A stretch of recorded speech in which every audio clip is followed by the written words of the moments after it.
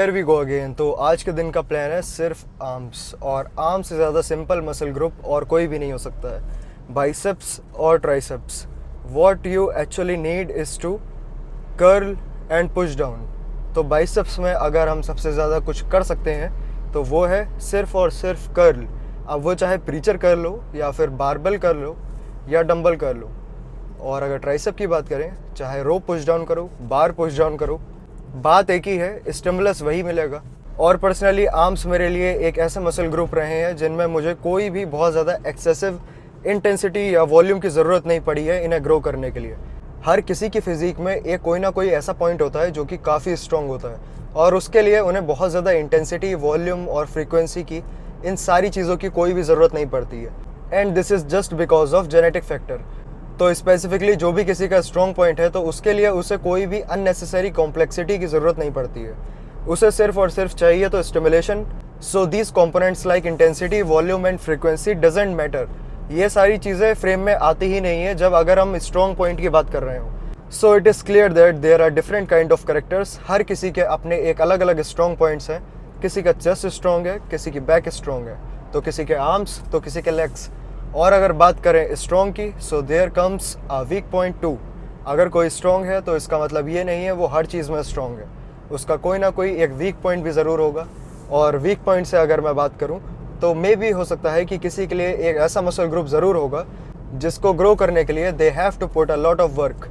तो just for example, अगर किसी का वीकेस्ट मसल ग्रुप है आर्म्स, तो आर्म्स के लिए सिंपल सॉल्यूशन ये नहीं है कि उसके लिए वॉल्यूम बढ़ा देनी है या नंबर ऑफ सेट्स इंक्रीज कर देने हैं। So it is definitely clear that the thing you need is not too much of volume और increase number of sets. The thing you really need that is intensity and proper recovery.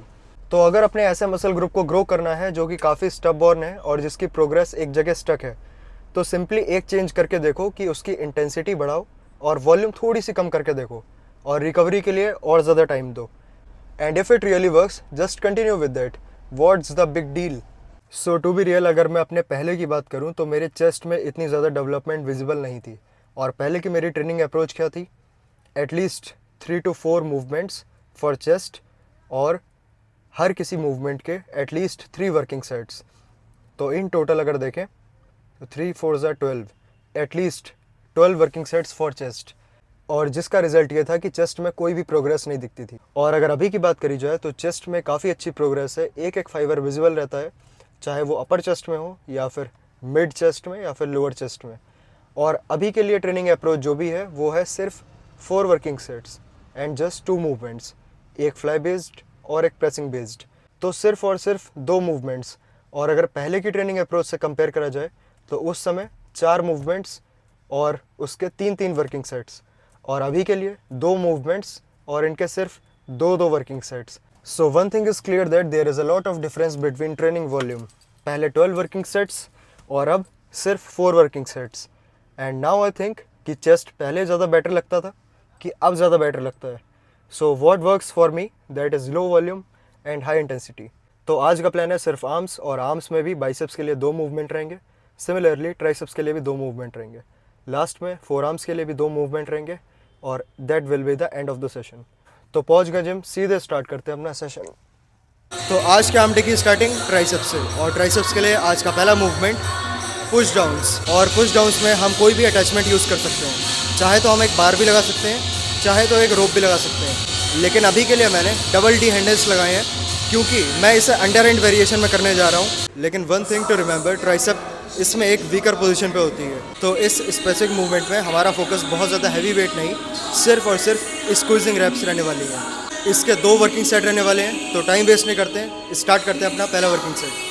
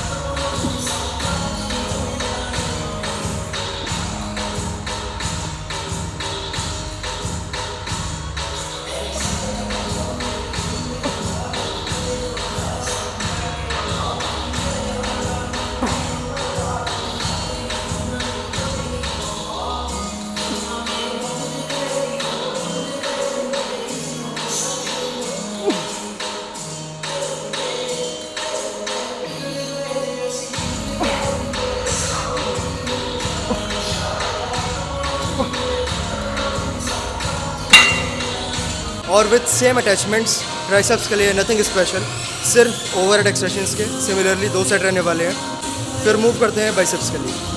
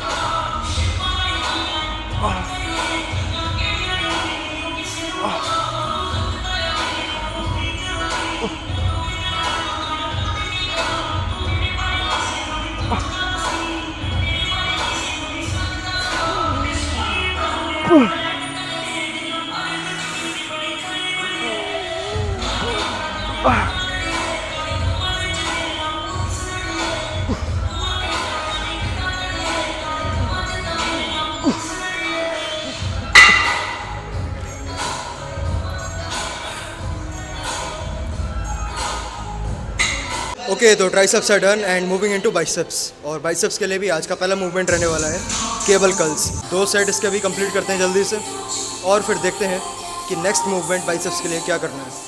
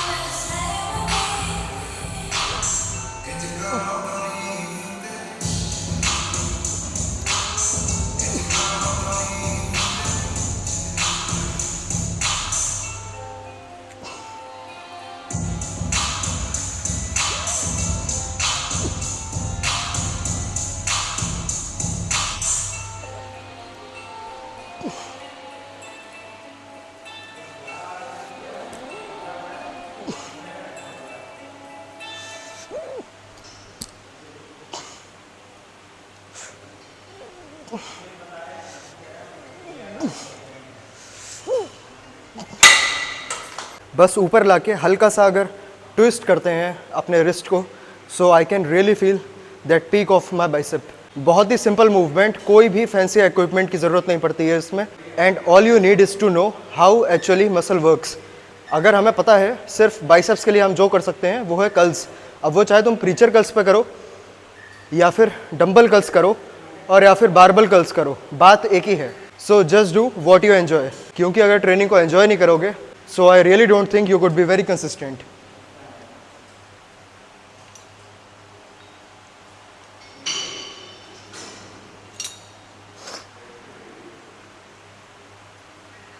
तो finish करते हैं अपना biceps का पहला movement और उसका दूसरा वर्किंग सेट, और इसके बाद आई थिंक इसी में ही हम कोई ना कोई वेरिएशन देख लेंगे अपने बचे हुए 2 सेट बाइसेप्स के लिए, और फिर ट्रेन करते हैं फोर आर्म्स।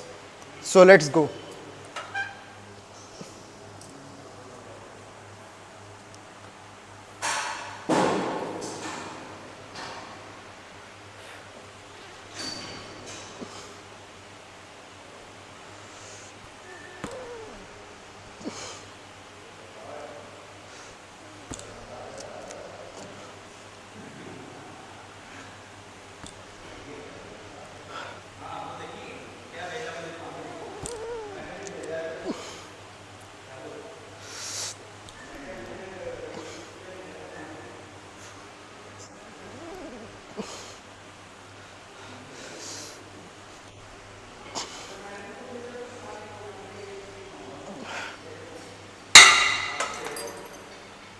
और अभी हमारा कोई भी पीछे छूटा नहीं है केबल स्टेशन से, तो आज का आर्म डे पूरा ही सिर्फ और सिर्फ केबल्स पे ख़त्म।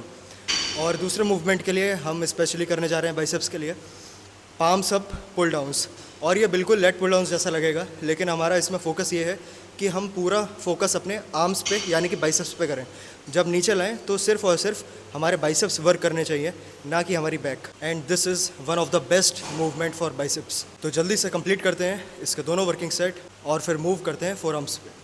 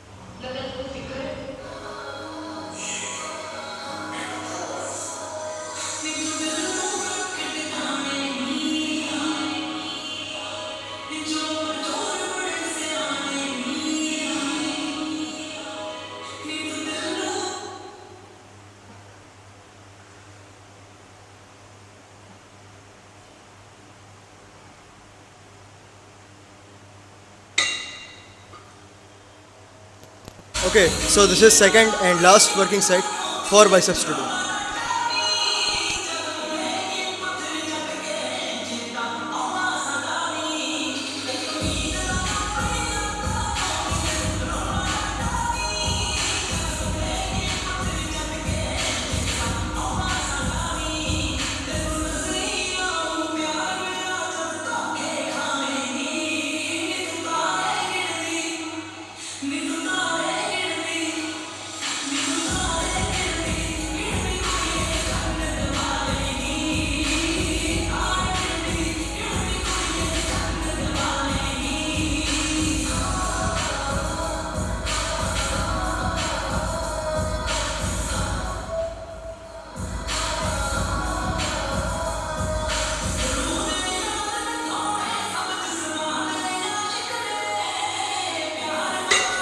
Sometimes I just really want to laugh. People who say you need different kind of angles and different kind of variations to train a certain muscle group. You need nothing. तो four arms के लिए दो movement रहने वाले हैं, super set fashion में complete करते हैं। So let's finish fast.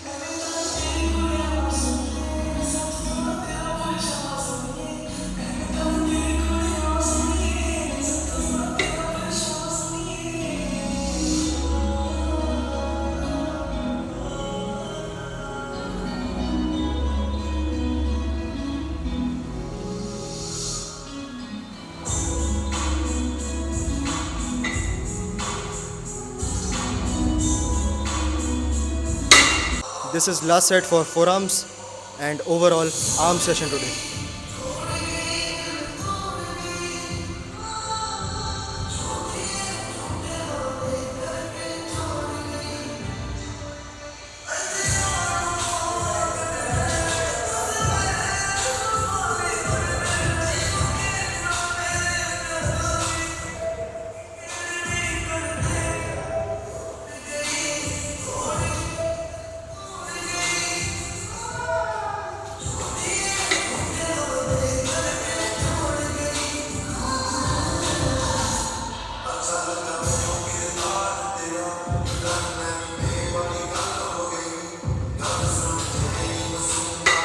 और बाइसेप्स को इस एंगल से ट्रेन करो तो पीक ज़्यादा आएगी, या ट्राइसेप्स को कुछ ऐसे एंगल से ट्रेन करो तो लॉन्ग हेड या शॉर्ट हेड और ज़्यादा टारगेट होगा। But for me, all I need is just proper execution of whatever exercise I am doing.